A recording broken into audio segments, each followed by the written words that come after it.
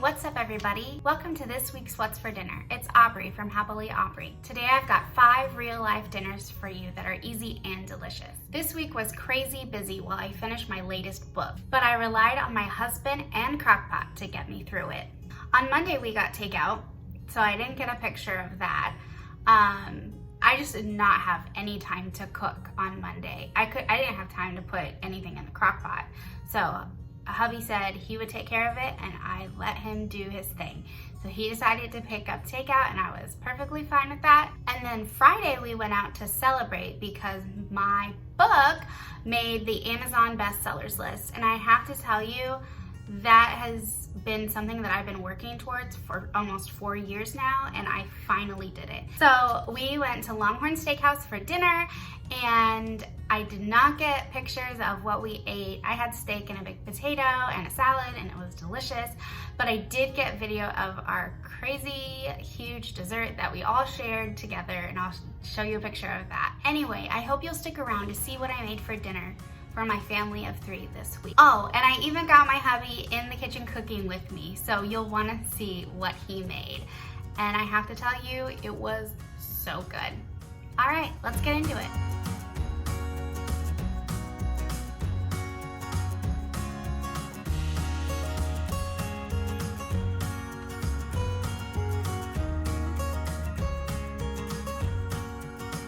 So this was Sunday night and I wanted something really good to go into the work week. So I decided to make some lemon chicken breasts in the oven with some yellow rice and some bacon Brussels sprouts. Oh my God, they were good. Okay, so what I'm doing here is I'm just spraying my foil and putting the chicken breast on the pan. And after I do that, I'm going to drizzle some olive oil on top of the chicken and then sprinkle it with some salt and pepper, some garlic powder, some onion powder, and then I'm going to cut up an onion and I'm going to squeeze that over. I'm not going to squeeze an onion, I'm going to cut a lemon. I'm going to cut a lemon and squeeze that over the chicken. And then I'm going to flip the chicken over and I'm going to do it all over again. And I'm going to put the olive oil and the salt and the pepper and the onion powder and the garlic powder and the lemon juice, the fresh lemon juice, on top of the chicken. And then I will bake that in the oven at 350 degrees for 20 minutes. At 20 minutes, I took it out of the oven and I flipped it over and then I cooked it for 10 more minutes. Now these were 2 large chicken breasts that I sliced in half horizontally so they were thinner and they would cook faster. And they came out so tender and delicious.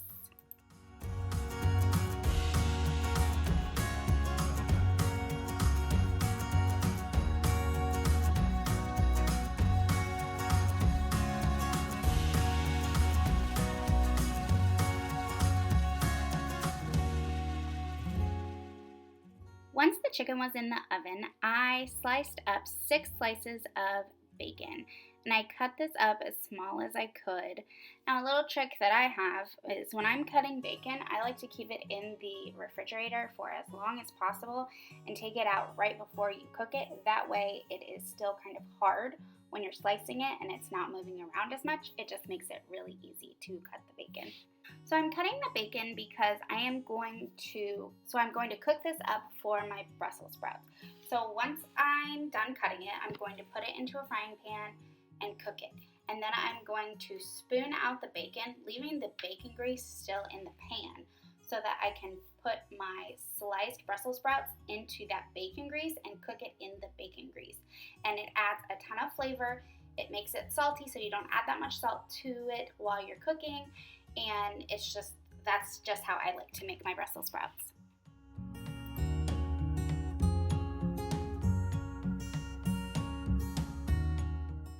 So I had already prepped my Brussels sprouts the week before and they still stayed nice and they weren't wilty or nasty. They were still good to go, but I wanted to make sure I did cook them up before they did start to go bad. What I did was I cut off the bottom and then I sliced the Brussels sprouts in like halves or thirds, depending on the size. And I cleaned them in some water and vinegar And then I just put them in a large Ziploc bag and pressed all the air out, and they stayed in great condition for a week. So I was able to just pour that bag of prepped Brussels sprouts into my bacon grease and cook the Brussels sprouts. So I had this fresh vegetable that didn't take that much time because I had already prepped it. As a side to go with the bacon Brussels sprouts and the lemon chicken, I'm just making up some yellow rice and following the directions on the back of that bag. Everybody in my house loves yellow rice. It is such an easy and affordable side to have with dinner.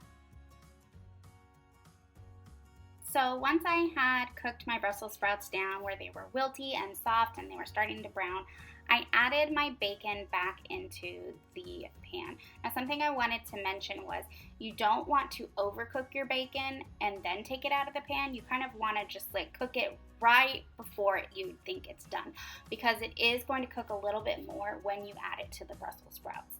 And you don't want like hard bacon while you're eating it, because it just doesn't make it, it's still tasty, it's just a harder chew, I guess. And this is how the rice turned out after it was finished cooking.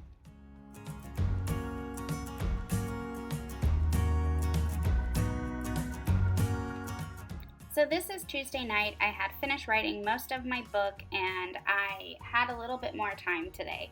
So I decided to make something in the crock pot for dinner. I made what they call poor man's stew, and I will link the recipe where I found this in the description box below. So basically it just took ground beef, carrots, 3 potatoes, which that's all I had, so I was lucky, an onion, some oregano, some onion powder, salt, pepper, garlic, and tomato paste. After peeling and rinsing off my potatoes, I just diced them up into bite-sized pieces and put them into the crock pot.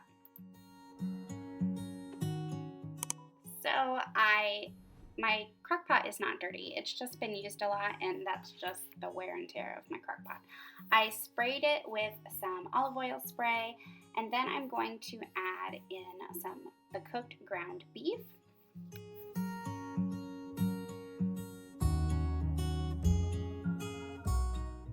When I was finished cooking the ground beef, I sauteed the onion in that same pan and added it on top of the ground beef.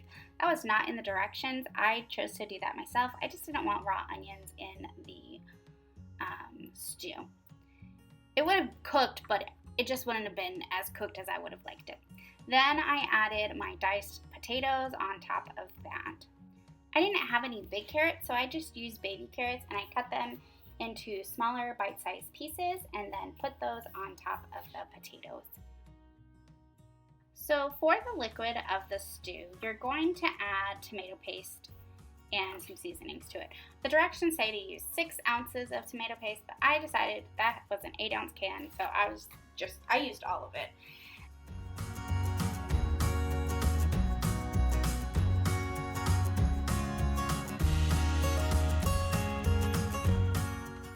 So here I'm adding the onion powder, the oregano, the salt, and the pepper, as well as the minced garlic.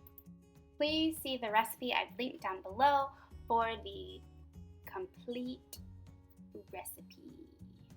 This is not my recipe. This is something I found on Pinterest, and I don't want to give away the recipe because it's not mine, so I'm going to link you to where I found it.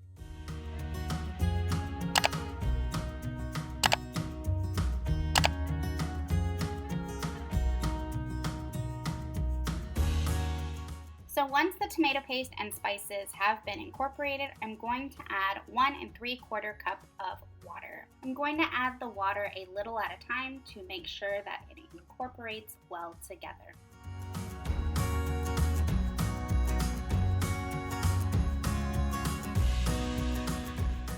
Now I'm going to pour the tomato paste mixture over the rest of the ingredients that are in the crock pot, and I'm going to stir it up. I am going to set it on high for about 6 hours, and the reason I'm doing this is because I put it in the crock pot around 11. I was a little bit worried that there wasn't enough liquid in the pot to make like a soupy mixture, but there was just enough, as you'll see in the next clip. Again, this is poor man's stew. It's not a soup, so I needed to remember that. But it did get more liquidy as everything cooked, and like the potatoes released some of that water. And then I made some homemade bread, or I tried making homemade bread, and it turned out okay. I forgot to put salt in it, so it just tasted a little sweet, but it was good. On Wednesday night, we had chicken cutlets, cauliflower mac and cheese, and some green beans on the side. My husband offered to make the cauliflower mac and cheese because that's like he makes really good cauliflower mac and cheese. So you need heavy whipping cream, the melt and dip, which is like the Walmart Velveeta, some pepper, some white pepper, and some red pepper flakes to go in the sauce. He does not add any salt to this because he says it doesn't need it, and he's right. It's plenty salty already with the cheese. So here you see me cutting up cauliflower. I had already cleaned and cut up the cauliflower a week before this, and it stayed nice and fresh in a large Ziploc bag in the refrigerator all week. So I love prepping ahead because it just makes weeknights so much easier to get fresh veggies in.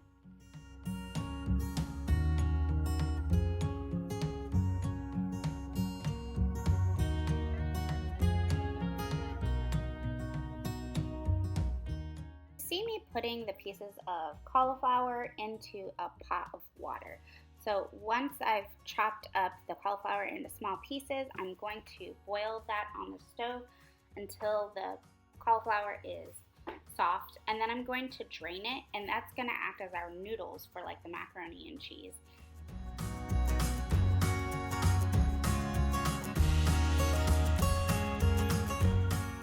Here my husband is getting started on the sauce. He's being silly. I kept telling him to show the what he was using, so he showed the spoon and the heavy whipping cream.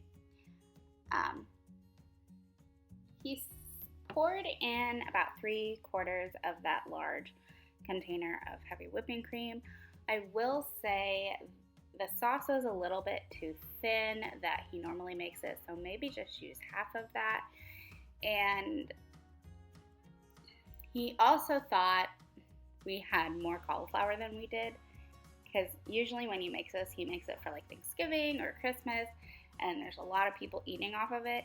So I think he was just in the mindset that he was going to make the sauce the same way that he always makes it, but it was just us, and we didn't need that much.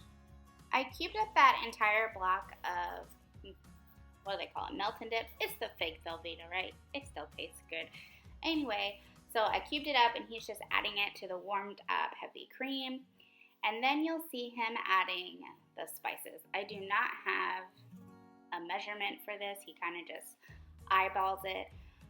I'd say probably about a teaspoon of red pepper flakes, a teaspoon of white pepper, and a teaspoon of pepper. Bottom of this baking dish, you'll see the cooked and drained cauliflower. So he just added the sauce on top of it, and you can tell there is a ton of sauce compared to the cauliflower. It was still really good. We were hoping that it would thicken up a little bit in the oven. It did not thicken up, but it was still fine. We were able to eat it, and it was so good.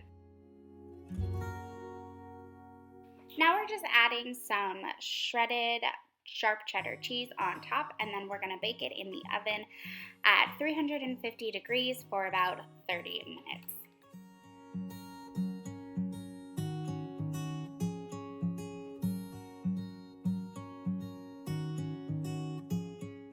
Now I'm getting started on the chicken cutlet breading mixture, so I'm just going to add some Italian breadcrumbs. I usually like to use plain, but they didn't have them at the store when I went, so I got Italian, which is perfectly fine.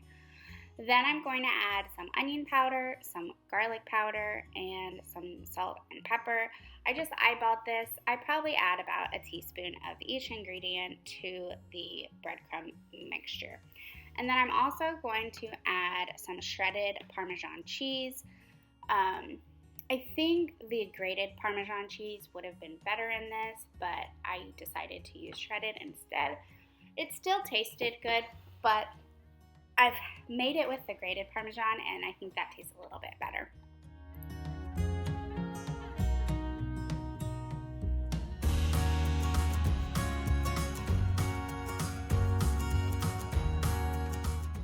So I am heating up a skillet and adding some olive oil to the bottom. I want enough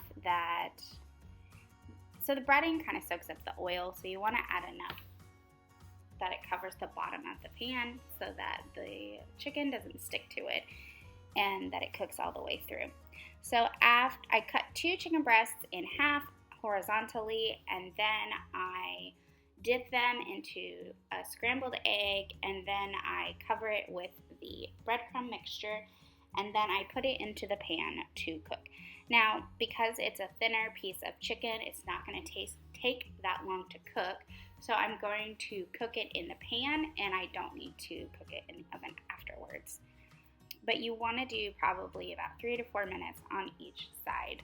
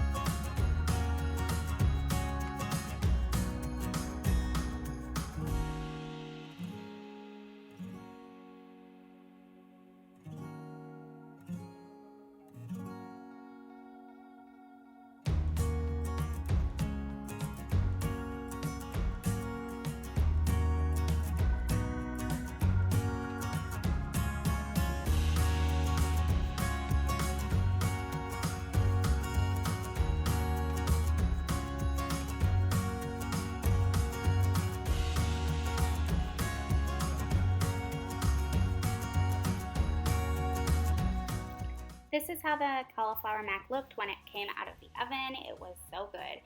And this is our plate, just the cauliflower mac. It did thicken up a little bit, and a chicken cutlet and some canned green beans.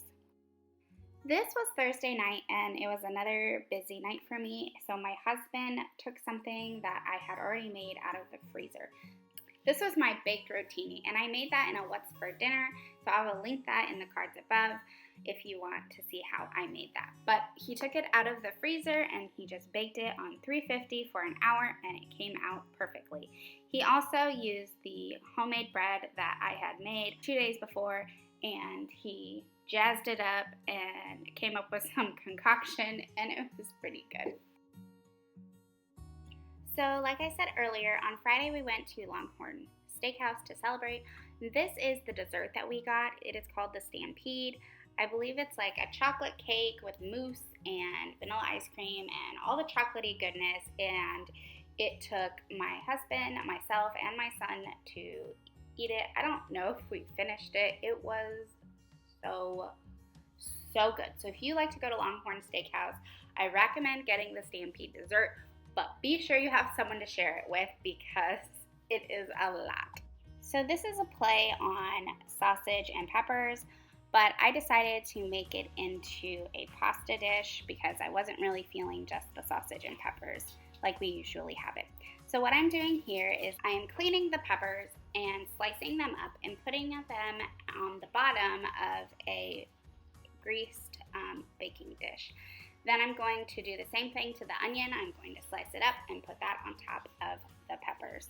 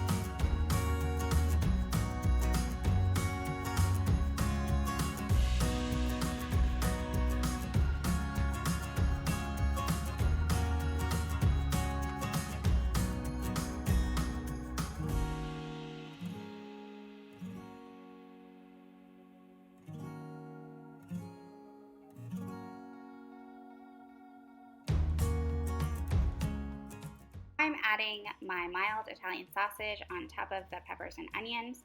Once I have, I am going to drizzle it with some olive oil, some salt and pepper, and some garlic powder. Then I'm going to cover it with foil and bake it in the oven at 350 degrees for about an hour.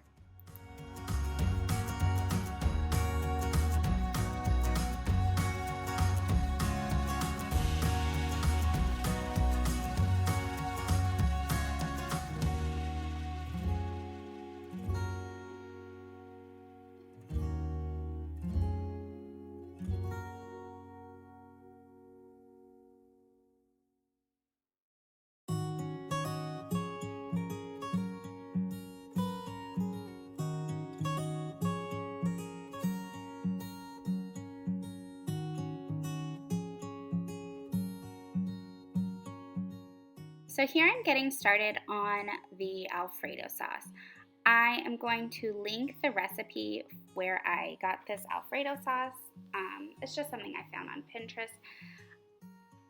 So I'm putting butter into a saucepan, and once it's melted, I'm adding some minced garlic to it and letting that cook for about a minute. You don't want to cook it too long because the garlic will burn, and if the garlic burns, it becomes very bitter, so don't burn the garlic.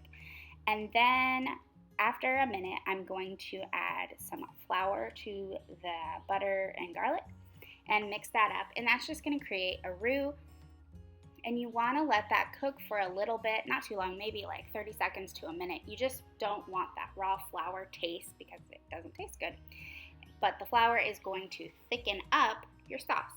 So once the raw flour taste is cooked off, I'm going to add some heavy cream and some milk. Now you're going to want to mix this and let it thicken up. And when it starts to bubble up, you don't want it like a full boil, just a little bit of bubbles. You're going to decrease the heat and you're going to add some Parmesan cheese. And then you're just going to want to keep stirring because you don't want to scald the bottom of the sauce where you've got burnt sauce on the bottom of the pan because that's not going to taste good. So you're going to want to cook it low and slow, but I promise it is worth it.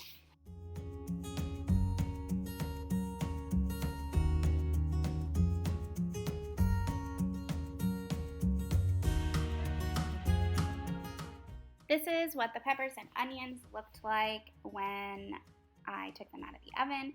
I took the sausage off and I cut it up. And then I put the peppers and onions back in the oven to cook some more. And I added the sausage to the cooked noodles. And then I added the peppers and onions to it as well. So that's what it looked like. And then I'm just going to pour the Alfredo sauce on top and mix it up. And that is it. That's all it takes.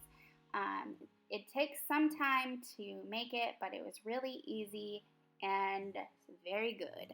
I highly recommend this recipe. And I will leave the recipe in the description box below.